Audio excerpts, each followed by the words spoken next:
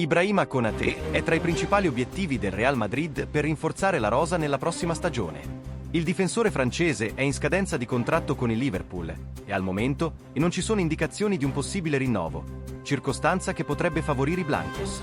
Durante un'intervista rilasciata al programma Telefoot su TF1, all'interno di un quiz sulla pressione, è stato chiesto a Konaté proprio del suo futuro.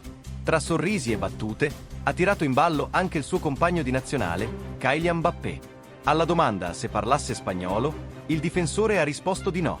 È stato poi fatto notare che la stampa spagnola lo collega al Real Madrid. Mbappé lo sta forse spingendo a trasferirsi al club spagnolo? Sì, Kylian mi chiama ogni 2 ore.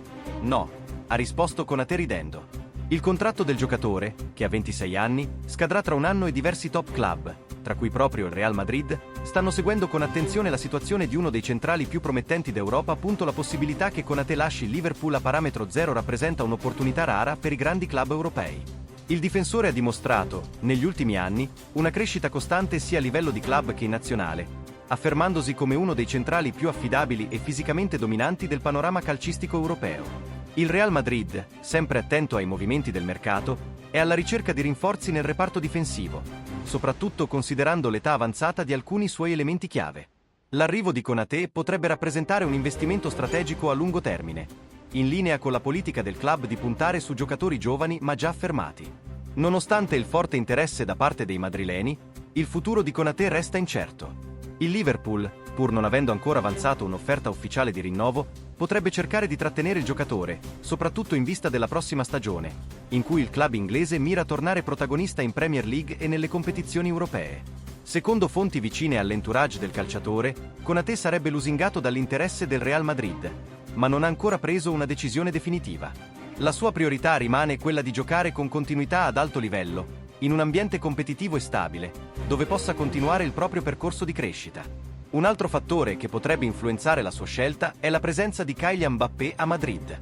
I due condividono un forte legame, sia dentro che fuori dal campo, e la possibilità di giocare insieme anche a livello di club potrebbe risultare determinante nella decisione finale del difensore. Oltre al Real Madrid, anche altri club di prestigio come il Paris Saint-Germain, il Bayern Monaco e alcune squadre della Serie A starebbero monitorando attentamente la situazione contrattuale del giocatore. La concorrenza per assicurarsi i suoi servizi sarà dunque serrata, e ogni dettaglio potrebbe fare la differenza nella trattativa. Nel frattempo, Konaté continua a mantenere il massimo riserbo sul proprio futuro, concentrandosi esclusivamente sulle sue prestazioni in campo.